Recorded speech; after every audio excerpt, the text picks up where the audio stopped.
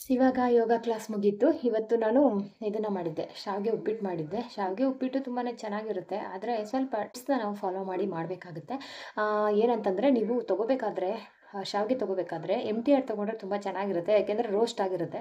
ಬೇರೆದು ಕೆಲವೊಂದು ಇದೆ, ಅದು ಹಾಕಿದ ತಕ್ಷಣ ಅಂದರೆ ರೋಸ್ಟ್ ಆಗಿದೆಯಾ ಇಲ್ವಾ ಅಂತ ಅದ್ರ ಮೇಲೆ ಮೆನ್ಷನ್ನೂ ಮಾಡಿರಲ್ಲ. ನಾವು ಹಂಗೆ ಮಾಡಿಬಿಟ್ರೆ ಮುದ್ದೆ ಮುದ್ದೆ ಆಗಿಬಿಡುತ್ತೆ. ತುಂಬ ಸಲ ನಾನು ಟ್ರೈ ಮಾಡಿದ್ದೀನಿ, ಆದರೆ ನನಗೆ MTR ಇಷ್ಟ ಆಗುತ್ತೆ. ನಿಮ್ಗೆ ಯಾವ್ದು ಇಷ್ಟ ಆಗುತ್ತೆ ಅದನ್ನು ತೊಗೊಂಡು ಮಾಡ್ಬೋದು. ಬನ್ನಿ ಅದನ್ನು ಹೆಂಗೆ ಮಾಡೋದಂತ ತೋರಿಸ್ಕೊಡ್ತೀನಿ. ವಿಡಿಯೋ ಇಷ್ಟ ಆದರೆ ಗೊತ್ತಲ್ಲ, ಒಂದು ಲೈಕ್ ಮಾಡಿ. ಇವತ್ತು 2ನೇ ದಿನ ಯೋಗ ಕ್ಲಾಸು ತುಂಬಾ ಚೆನ್ನಾಗಾಯಿತು. ಬನ್ನಿ ಹೆಂಗೆ ಮಾಡೋದು ಅಂತ ತೋರಿಸ್ಕೊಡ್ತೀನಿ ಫಟಾಫಟ್ ಅಂತ. ಇವತ್ತು ಬಿಡಿಯಾಗಿ ಸೂಪರ್ ಟೇಸ್ಟಿಯಾಗಿ ಒಂದು ಶಾವಿಗೆ ಉಪ್ಪಿಟ್ಟು ಅಥವಾ ಶಾವಿಗೆ ಬಾತ್ನ ಯಾವ ಥರ ಮಾಡ್ಕೊಳ್ಳೋದು, ಇಷ್ಟು ಉದುದ್ರಾಗಿದೆಯಲ್ಲ ಅಂತ ನೋಡ್ತಾ ಇದ್ದೀರಾ.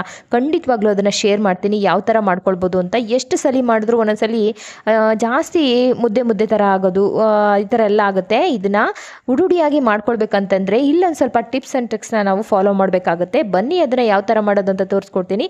ಅದಕ್ಕೂ ಮುಂಚೆ ಹೊಸಬ್ರಾಗಿದ್ದರೆ ಚಾನಲ್ನ ಸಬ್ಸ್ಕ್ರೈಬ್ ಮಾಡ್ಕೊಂಡು ನೋಡಿ. ಈ ವಿಡಿಯೋದಲ್ಲಿ ನೋಡಿದ ನಂತರ ನಿಮಗೆ ಏನು ಅನ್ನಿಸ್ತು ಅನ್ನೋದನ್ನು ಕಮೆಂಟ್ ಮೂಲಕ ತಿಳಿಸಿ.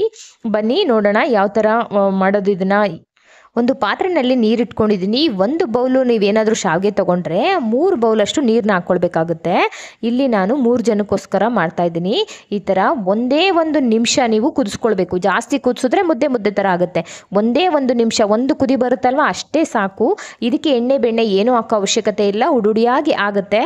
ನೋಡಿ 1 ಕುದಿ ಬರ್ತಾ ಇದೆಯಾ. ಇವಾಗ ನಾನು ಈ ನೀರು ಬೇರೆ ಮತ್ತು ಶಾವಿಗೆ ಬೇರೆ ಸಪ್ರೇಟ್ ಮಾಡ್ಕೊಳ್ತೀನಿ. ಸ್ಟವ್ನ ಆಫ್ ಮಾಡ್ಕೊಂಡಿದ್ದೀನಿ. ಬನ್ನಿ ಇವಾಗ ಈ ಥರ ಜಾಲರಿ ಬರುತ್ತಲ್ವ ಸ್ಟ್ರೈನರು, ಅದನ್ನು ತಗೊಂಡು ಎರಡನ್ನೂ ಕೂಡ ಬೇಗನೆ ಸಪ್ರೇಟ್ ಮಾಡ್ಕೊಳ್ಳೋಣ. ನೋಡಿ ಇವಾಗ ಒಂದು ಒಗ್ಗರಣೆ ರೆಡಿ ಮಾಡ್ಕೊಳ್ಬೇಕಾಗತ್ತೆ.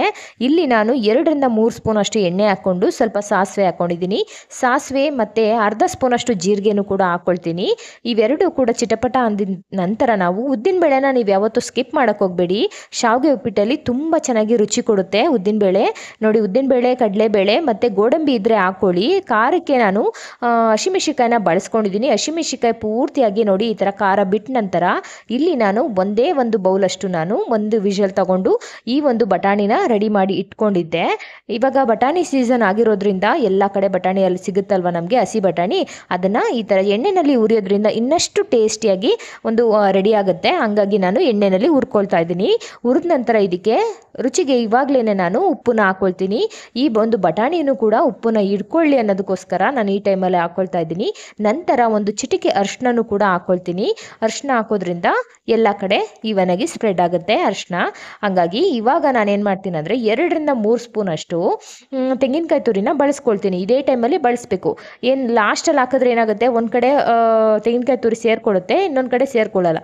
ನೋಡಿ ಒಂದು 3 ಸ್ಪೂನಷ್ಟು ನಾನು ತೆಂಗಿನಕಾಯಿ ತುರಿನ ಹಾಕಿ ಅದನ್ನು ಕೂಡ ಇದೇ ಥರನೇ ನೀವು ನೋಡಿ ಫ್ರೈ ಮಾಡ್ಕೊಳ್ಬೇಕಾಗತ್ತೆ. ನೋಡಿ ಈ ಥರ ಚೆನ್ನಾಗಿ ಫ್ರೈ ಆದ ನಂತರ ಇವಾಗ ನಾವು ಶಾವಿಗೆನ ಏನು ಸಪ್ರೇಟ್ ಮಾಡ್ಕೊಂಡಿದ್ವಿ ನೋಡಿ ಅದನ್ನು ಹಾಕಿ ಇದ್ರ ಮೇಲೆ ನಾವೇನು ಮಾಡಬೇಕು, ನಿಂಬೆಹಣ್ಣನ್ನು ಹಿಂಡಬೇಕಾಗುತ್ತೆ. ಇದಕ್ಕೆ ಟೊಮೊಟೊ, ಈರುಳ್ಳಿ ಏನೂ ಹಾಕೋ ಅವಶ್ಯಕತೆ ಇಲ್ಲ ಸ್ನೇಹಿತರೆ, ತುಂಬ ಸಿಂಪಲ್ಲು. ಇವಾಗ ನಾನು 1 ಓಳಷ್ಟು ಪೂರ್ತಿಯಾಗಿ ತೆಗೆದುಕೊಂಡಿದ್ದೀನಿ.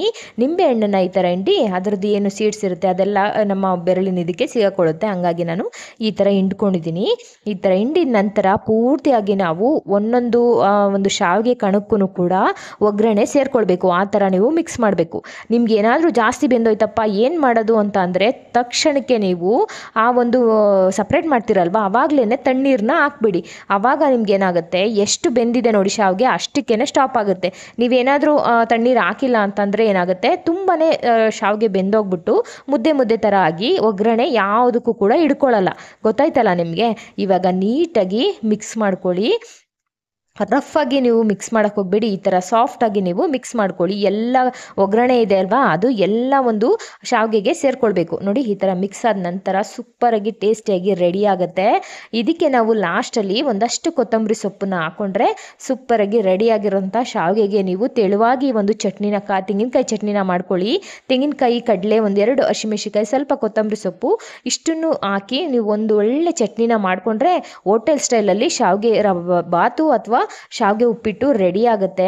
ನೀರನ್ನ ಹಾಕಿ ಕುದಿಸಿ ಮಾಡೋದೆಲ್ಲ ಏನೂ ಅವಶ್ಯಕತೆ ಇಲ್ಲ. ಆರಾಮಾಗಿ ನಾವು ಈ ಥರ ಮಾಡ್ಕೊಳ್ಬೋದು. ತುಂಬ ರುಚಿಯಾಗೂ ಇರುತ್ತೆ, ಬಿಡಿಯಾಗೂ ಇರುತ್ತೆ. ಎಲ್ಲೂ ಕೂಡ ನಿಮಗೆ ಒಂದಕ್ಕೊಂದು ಶಾವಿಗೆ ಅಂಟಲ್ಲ, ಅಷ್ಟು ಸಖತ್ತಾಗಿರುತ್ತೆ. ನೋಡಿ ನಿಮಗೆ ಗೊತ್ತಾಗ್ತಾ ಇದೆ ಅಲ್ವಾ, ನೋಡ್ತಾ ಇದ್ರೆ ತಿನ್ಬೇಕನ್ಸುತ್ತೆ. ಈ ಒಂದು ಬಟಾಣಿ ಸೀಸನಲ್ಲಿ ಖಂಡಿತವಾಗ್ಲೂ ಇದನ್ನು ಟ್ರೈ ಮಾಡಿ ನೋಡಿ. ಟ್ರೈ ಮಾಡಿ ಹೆಂಗೆ ಬಂತು ಅಂತ ತಿಳಿಸೋದನ್ನ ಮರಿಬೇಡಿ. ಹೊಸಬ್ರಾಗಿದ್ದರೆ ಚಾನಲ್ಗೆ ಸಬ್ಸ್ಕ್ರೈಬ್ ಆಗಿ ನೋಡಿ ಸ್ನೇಹಿತರೆ. ರೆಡಿ ಆಯಿತು ನೋಡಿ. ಇಷ್ಟಾದ ನಂತರ ಇದಕ್ಕೆ ಒಂದೊಳ್ಳೆ ಚಟ್ನಿ ಕೂಡ ಮಾಡ್ಕೊಳ್ಳಿ. ಇವತ್ತಿನ ವಿಡಿಯೋ ಇಷ್ಟೇ ಸ್ನೇಹಿತರೆ. Thank you.